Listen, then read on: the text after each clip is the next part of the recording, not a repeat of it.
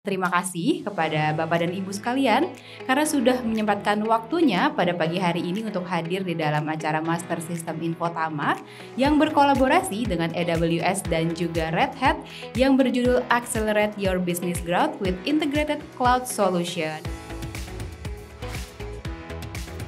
Master System bekerjasama dengan AWS dan Red Hat untuk membantu solusi yang ada di Bapak Ibu. Ya kita kan tahu ya, kadang-kadang kita kan di zaman yang dinamis ini kita kan diminta untuk membuat inovasi yang cepat.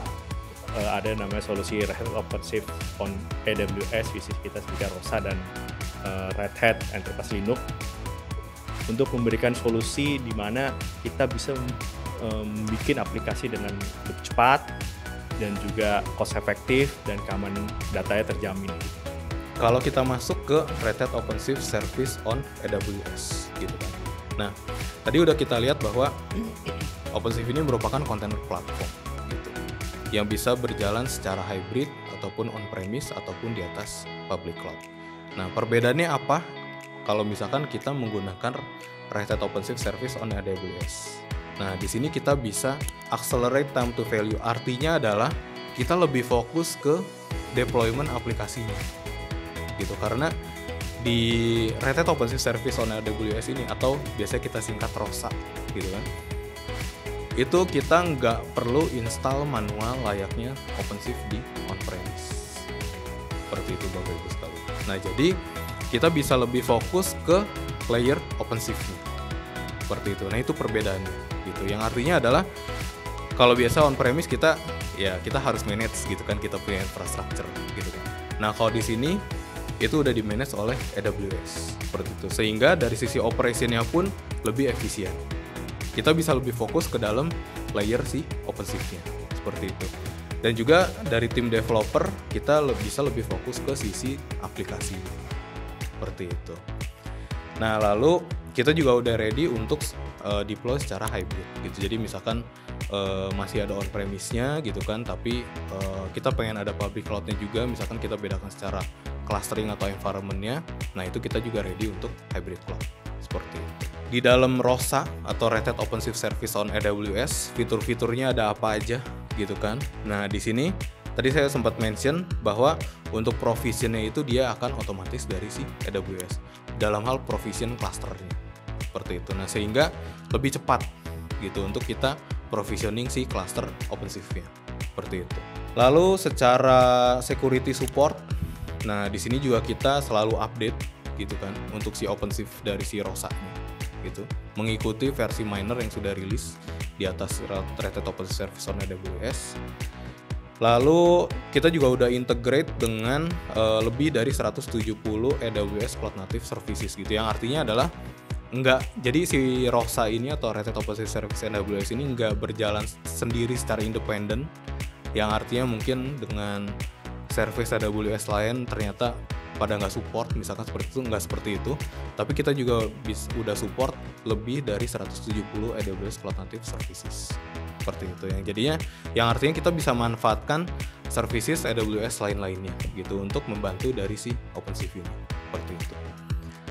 Lalu tentunya pricing-nya juga lebih fleksibel Bapak Ibu sekalian. Kita bisa lakukan secara PSU-Go untuk Red Hat OpenShift Service on AWS ini seperti itu. Jadi pricing-nya sesuai dengan utilize atau enggak penggunaan dari Bapak Ibu sekalian seperti itu. Kalau yang on-premise itu kan kita harus beli secara 1 tahun misalkan seperti itu. Tapi kalau misalkan ternyata dirasa belum terlalu masif nih gitu untuk penggunaan OpenShift-nya gitu kan, nah itu kita bisa lakukan secara PSU-Go seperti itu, lebih fleksibel dari sisi pricing. Di sini detail kira-kira OpenShift itu ada apa aja untuk cloud native application-nya. Mungkin saya sharing sedikit. Jadi kalau misalkan Bapak Ibu sekalian provision ROSA gitu kan, Red Hat OpenShift Service on AWS. Nah di situ kita udah include dengan ada salah satunya Service Mesh, OpenShift Service Mesh untuk traffic management itu udah include. Lalu ada OpenShift Serverless, ini biasanya untuk event driven application gitu. Jadi dia akan scale out pada saat ada trigger gitu application-nya. Kalau nggak ada resource-nya dia 0 seperti itu. Jadi lebih efisien lagi untuk penggunaan resource-nya. Lalu ada CI/CD tools, kita punya OpenShift Pipeline sama OpenShift GitOps. Basically dia CI/CD tools seperti itu. Lalu ada lagi OpenShift Builds, ini untuk automated deployment. Jadi dia misalkan kita taruh ke GitHub gitu kan untuk si source code-nya. Saya pengennya secara otomatis pada saat ada update di sisi GitHub-nya ada commit seperti itu, ada commit changes. Pengennya saya langsung auto deploy, itu bisa pakai OpenShift Builds gitu kan. Lalu Red Hat Runtimes ini udah beberapa programming language juga udah disupport untuk dari sisi base container image-nya. Lalu OpenShift Developer Console udah include sama dashboard-nya, jadi kita bisa lihat kira-kira topologi aplikasi kita seperti apa, resource consumption-nya berapa besar, itu kita udah include dengan dashboard-nya juga untuk OpenShift-nya. Code Ready Workspace ini basically adalah IDE tools gitu, jadi Bapak Ibu sekalian nggak perlu install IDE tools lagi, kita bisa deploy IDE tools kita di dalam OpenShift gitu kan. Atau kalau mungkin masih nyaman menggunakan IDE tools yang ada di laptop Bapak Ibu sekalian gitu kan, kita juga udah sediakan plugins-nya untuk integrate dengan IDE tools Bapak Ibu sekalian. Lalu ada developer sandbox, kalau misalkan Bapak Ibu sekalian belum pede gitu kan untuk deploy ke cluster OpenShift Bapak Ibu sekalian, kita juga bisa deploy kayak semacam sandbox environment OpenShift di dalam OpenShift seperti itu. Dan juga monitoring tools dan logging tools seperti itu. Lalu ada OpenShift API Management juga. Nah, di sini untuk ROSA itu free OpenShift API Management sampai dengan 100.000 API call per hari seperti itu. Di sini khusus untuk di ROSA. Lalu mengapa kita harus menggunakan AWS gitu kan? Jadi untuk billingnya gitu kan, jadi kita nggak manage satu-satu gitu. Kalau misalkan bring your own subscription, kita harus manage pembelian subscription Red Hat, lalu ada billing AWS seperti itu. Nah, kalau misalkan ROSA itu billingnya adalah jadi satu gitu di AWS ya. Jadi nggak bingung lagi gitu untuk manage beberapa tipe billing seperti itu. Lalu hybrid ready. Nah, untuk supportnya juga kita dapat dua, supportnya ke AWS dan juga support ke Red Hat seperti itu. Nah, biasanya kalau misalkan kita bring your own subscription atau mungkin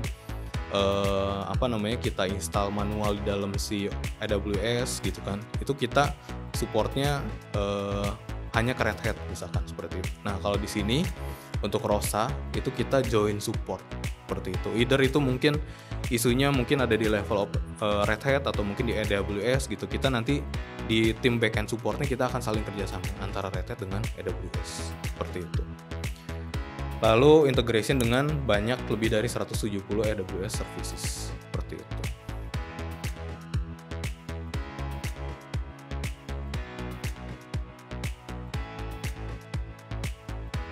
Nah, mungkin Kohen, kita kan banyak ya perusahaan saat ini kan beralih ya integrasi solusi ke cloud gitu kan ya Kohen ya. Nah, dari perspektif strategi ya kan, bagaimana integrated cloud itu sendiri ya kan dapat mempercepat ya kan pertumbuhan khususnya dari perspektif bisnis ya Kohen. Kalau bangun integrated cloud itu seperti membayangkan membuat suatu jalan tol di dalam bisnis digital. Ya, jadi kita membantu perusahaan-perusahaan yang tadinya kalau mau bangun sendiri infrastruktur, it taking time, it taking effort, lama ya, kemudian dana, proses pengadaan. Ya, teman-teman yang sekarang udah tahu banyak cloud gitu ya, salah satunya AWS yang kita memprovide itu jadi sangat cepat. Jadi selain itu juga memudahkan teman-teman untuk melakukan operation simplicity, karena dengan memanfaatkan seperti teknologi ROSA tadi ya di-share oleh Bro Julius, jadi banyak sekali manage overhead itu sudah bisa dipercayakan ke AWS dan teman-teman Red Hat yang memang sangat expert di bidangnya. Dengan demikian teman-teman akan mendapatkan benefit speed of innovation, karena teman-teman akan fokus ke dalam bagaimana membuat aplikasi yang running di atas ROSA ketimbang memikirkan Red Hat, ketimbang memikirkan infrastruktur servernya. Jadi dengan demikian teman-teman memiliki competitive advantage dalam business agility gitu ya. Selain itu ada hal juga yang sangat penting.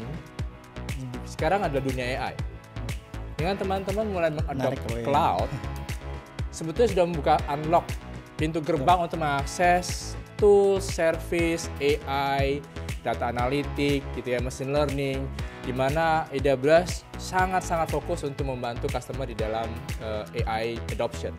Dan ini kita sudah tidak seperti harus customer yang company yang besar ya, kita harus provide infrastructure karena kita bisa sistemnya pay as you use, gunakan ready service AI, dan juga running di atas data, di atas proses tadi. Jadi dengan yang integrasi ini sangat-sangat membuka suatu peluang teman-teman untuk bisa bisnis lebih cepat, lebih transform lagi.